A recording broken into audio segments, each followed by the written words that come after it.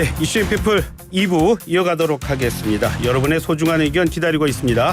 짧은 문자 50원, 긴 문자 100원에 샵 0945로 의견 주십시오. 실시간 방송되는 YTN 라디오에 그리고 유튜브로도 참여하실 수 있습니다. 댓글 열고 여러분의 의견 기다리고 있겠습니다. 자, 한 주간의 주요 이슈 살펴보는 조프로의 경제 백불 시간입니다. 오늘도 YTN 조태현 기자와 함께하겠습니다. 조 기자님 안녕하세요. 네, 안녕하세요. 조태현입니다. 예, 반갑습니다. 자, 요즘 이 얘기들 정말 많이 하더라고요. 국민연금 개혁 말이죠. 네네. 이거 시급한 과제라고 하던데 왜 그런 말이 나오고 있는 거죠, 지금? 사실 이 얘기가 나온 지가 사실 계속적으로 이어지고 있죠. 예. 국민연금이라는 게 1988년에 도입한 제도입니다. 이 배경부터 좀 살펴봐야 되는데요.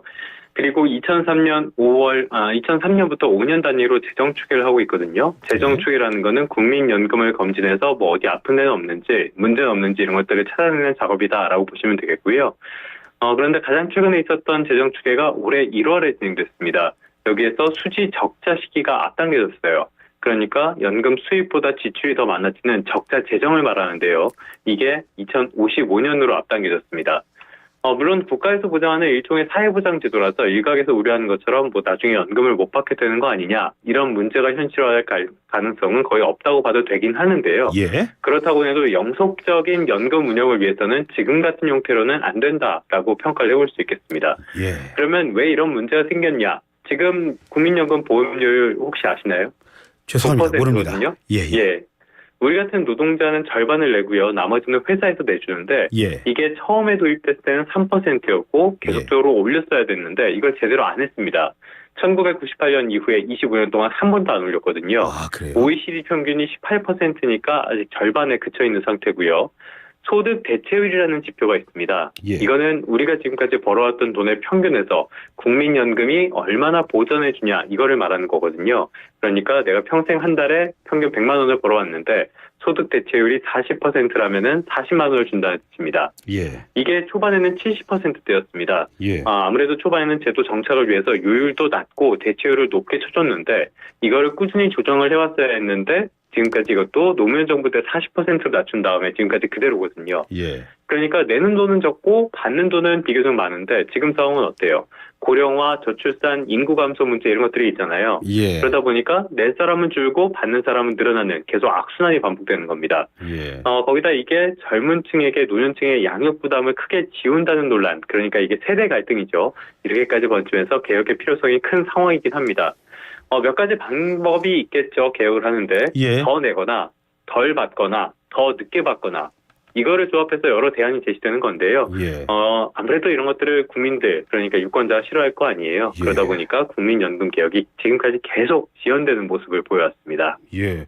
그러니까 이런 생각을 하게 되네요. 같은 돈 내고 누구는 많이 받아갔는데 왜 나부터는 왜 적게 주느냐 이런 얘기를 하게 되는 거네요. 그렇죠. 그러니까 그게 세대 논란이 세계적인 갈등이 되는 거고요. 그러니까. 더더욱 이게 뭐랄까 개혁을 해야 될 필요성은 있는데 동력이 잘 안 생기는 배경이기도 했던 겁니다. 야, 이게 정말 어떤 우리 전반적인 사회의 분위기와 그냥 같이 가는 건데 자 그런데 정부 산하 전문가들이 뭐 보고서를 내서 뭐 초안을 내놨는데 그것 때문에 또 논란을 키웠다 그런 기사를 봤어요. 이건 또 무슨 말이죠? 맞습니다. 지금까지 말씀드리면서 전단이 길어졌는데 예. 보건복지부 산하의 전문가위원회인 국민연금 재정계산위원회 그리고 기금운영발전전문위원회가 있습니다. 예. 여기에서 지난주에 공청회를 열었거든요. 이게 관심을 많이 받는 이유가 복지부가 이 내용을 토대로 정보 개혁안을 만들어서 다음 달까지 국회에 제출할 예정이기 때문입니다. 예. 그러니까 이 흐름이 상당히 영향을 미치게 될 거라는 거죠. 어떤 내용이 담겼냐? 내용을 보니까 더 많이 내고 더 늦게 받는 방향으로 내용이 담겼습니다. 여러 변수가 담긴 시나리오들을 제시를 했는데요. 일단은 목적은 2093년까지 기금이 소멸되지 않도록 한다는 게 목적입니다. 예. 그래서 2025년 그러니까 내후년이죠. 그때부터 1년의 보험료율을 0.6%포인트씩 5년 동안 올려서 12%로 만들거나 10년 동안 올려서 15% 아니면 15년 동안 올려서 18%로 만들자는 거예요. 예. 그러니까 어떻게 하더라도 보험료율은 오르고 그만큼 기금이 소진되는 시점은 늦어지는 겁니다. 예. 여기에 연금 지급 개시 연령도 늦추기로 했어요. 그러니까 더 늦게 주겠다는 거죠. 예. 이 연령이 2013년에 60살이었는데요. 예. 2033년까지 5년마다 한 살씩 늦춰집니다. 그래서 지금은 63세예요. 그런데 이거를 2033년 이후에도 늦춰 나가자는 겁니다. 그리고 국민연금의 투자 수익률을 높이는 방안까지 포함해서 모두 18가지 시나리오를 내놓긴 했는데요. 대부분 2093년까지 기금을 유지한다는 내용에는 부합하지 않았습니다. 예. 뭐 반쪽 개혁안이다 뭐 이런 평가도 나오는 것 같은데 지금 얘기 들어보면은 이게 대안이 있을까요? 저기 어떻게 보세요?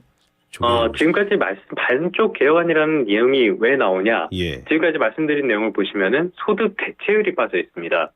예, 소득 대체율에 대해서도 역시 뭐 세 가지 대안이 있을 수 있는데요. 그대로 두거나 낮추거나 높이거나 이런 문제가 있겠죠. 그런데 낮춘다면은 국민연금의 목적이랑은 좀 달라지게 됩니다. 그래서 더 내릴 가능성은 없다고 봐야 되고요. 예. 그대로 두거나 올리는 방안만 남는데 이번에는 내용이 아예 빠졌어요. 아, 그래요? 일부 의원들이 소득 대체율을 높이자고 했는데 받아들여지지 않았고요. 소수안에 넣자고 하니까 이들이 반발하면서 공청회를 하루 앞두고 사퇴를 했습니다. 예. 그래서 내용이 아예 빠지게 된 거예요.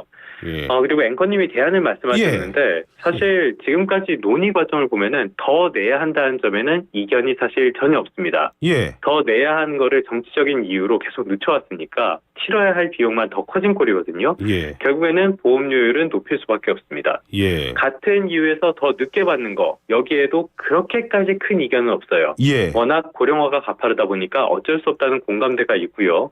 물론 뭐 여기에도 대안은 필요합니다. 받는 시점을 더 늦췄을 때 예를 들어서 66살까지 늦춘다면은 60살에 은퇴하고 6년 동안 대체 어떻게 할 거냐. 그래서 양질의 노인 일자리라든가 아니면 정년 연장 같은 대안들이 필요합니다. 예. 하지만 어찌됐든 이것도 어느 정도 합의가 가능한 지점이 있긴 있다는 거예요. 예. 그런데 소득 대체율 측면에서는 이게 너무나 간극이 큰 상태입니다. 예. 일각은 우리나라에서 노인을 위한 복지가 사실상 이거밖에 없는데 안정적인 노후 생활을 위해서는 소득 대체율을 오히려 높여야 한다고 강조를 하고 있어요.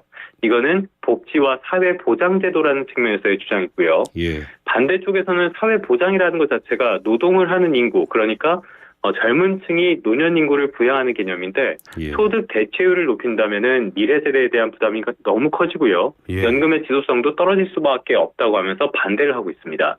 이렇게 간극이 크다면은 이런 갈등이 있고 할 때 이걸 조정하고 대안을 만들어내는 게 그게 바로 정치의 역할인데요. 예. 지금까지는 정치권이 이 역할을 제대로 하지 않았다라고밖에 평가를 할 수가 없겠죠. 예. 이번에 전문가위원회가 18개 시나리오, 그러니까 너무 많은 대안을 내놔서 정부의 고민도 크긴 클 것 같습니다. 거기에다가 내년에 총선까지 있다는 점도 변수가 될 수 있는데요. 예. 결국에는 의지의 문제가 될 텐데 정치적인 불리함이 있더라도 윤 대통령이 공언했던 대로 지지율이 떨어지더라도 해야 할 일을 할 것인지 이 부분을 좀 주목해 봐야 될 것 같습니다. 예. 근데 지금 당장 7개월 앞으로 총선인데 쉬울까요? 저도 개인적으로 그게 제일 걱정인데요.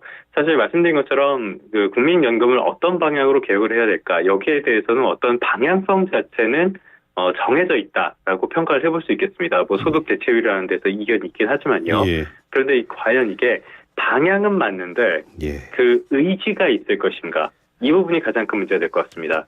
예. 대표적인 게 최근에 프랑스에서 연금 개혁을 했을 때 예. 마크롱 대통령이 정치적인 불리함을 굉장히 감내를 하면서도 이걸 밀어붙인 측면이 있거든요. 예. 과연 선거를 앞두고 우리나라에서도 이렇게 할 수 있을 것인가? 예. 개인적으로는 약간 아직까지는 물음표입니다. 예. 좀 시간이 좀 남아서 이 질문도 좀 한번 해볼게요. 저기 최근 뭐 부동산 시장이 꿈틀거리고 있다 그런 기사를 봤는데 정말 꿈틀거립니까? 일단은 분위기가 좀 많이 바뀐 것 같긴 합니다. 예. 올해 들어서 7월까지 서울에서 거래된 아파트가 21,600여 가구인데요. 예. 이 가운데 10억 원이 넘는 거래가 8,560여 건이었습니다. 비중으로 치면 한 40% 정도가 되는데요. 이게 관련 통계를 집계한 이후에 가장 높은 수치입니다. 사실 놀랄 것도 없는 소식이긴 하죠. 예. 서울에서 10억 원을 밑도는 아파트 찾아보는 게 그렇게 쉽지만은 않습니다. 예. 그만큼 서울 아파트 값이 많이 올랐다는 건데요. 실제로 서울 평균 아파트 값이 문재인 정부 출범 전에 6억 원이었는데 예. 윤석열 정부 초기에는 12억 원까지 올랐습니다. 2배가 넘게 올랐어요. 예. 거기에다가 윤석열 정부 들어서 대출 규제를 풀어줬잖아요. 예. 규제 지역에서도 15억 원이 넘는 아파트에 대한 대출까지 허용을 해주면서 고가 아파트 거래도 조금씩 늘어났습니다. 최근에는 또 이른바 똘똘한 한 채의 선호 현상 계속 이어지고 있죠. 예. 이 말이 처음 등장했던 게 문재인 정부 때였는데요. 다주택자에 대한 규제를 강화하고 1주택자에 대한 혜택을 늘리니까 이게 풍선 효과가 된 겁니다. 이런 현상들 역시 꾸준히 이어지면서 10억 원이 넘는 고가 아파트의 거래 비중이 역대 최대까지 오르는 그런 모습을 보였다라고 평가를 해볼 수 있겠습니다. 예, 똘똘한 한 채 하니까 언젠가 뭐 교육에서 부르짖었던 똘똘하게 한 과목만 잘해도 대학 간다 이런 생각이 잠깐 들긴 하네요. 자, 그런데 지금 청약 시장도 달아온다고 하는데 이거 청약 시장이 뜨겁다는 이건 뭐 이거 역시도 뭐 부동산 시대의 무슨 변화다 이렇게 볼 수 있는 겁니까? 아니면 뭐 일반적인 겁니까? 어떤 겁니까? 확실히 이 부분도 분위기가 많이 달라졌습니다. 예. 최근에 이슈가 된 몇 개의 청약 단지가 있는데요. 구체적인 입지나 이름은 말씀드리기 어려운데 예.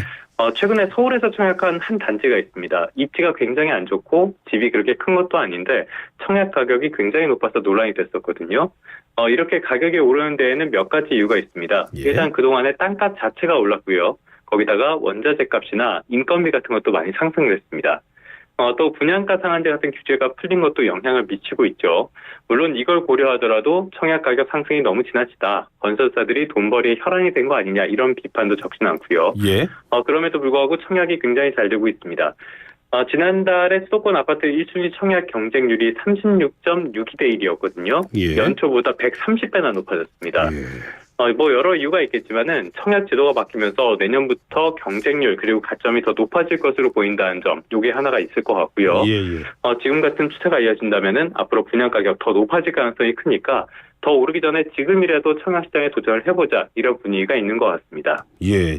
서울은 이렇게 부동산 꿈틀대는데 혹시 지방은 뭐 그렇지 않아가지고 뭐 양극화된다 그런 건 아닐까요? 지금 뭐 결론을 말씀을 해주셨는데요. 사실 예. 지금까지 말씀드린 내용이 전부 서울 이야기라고 봐도 무방합니다. 예. 근데 서울도 서울 전체가 아니더라고요.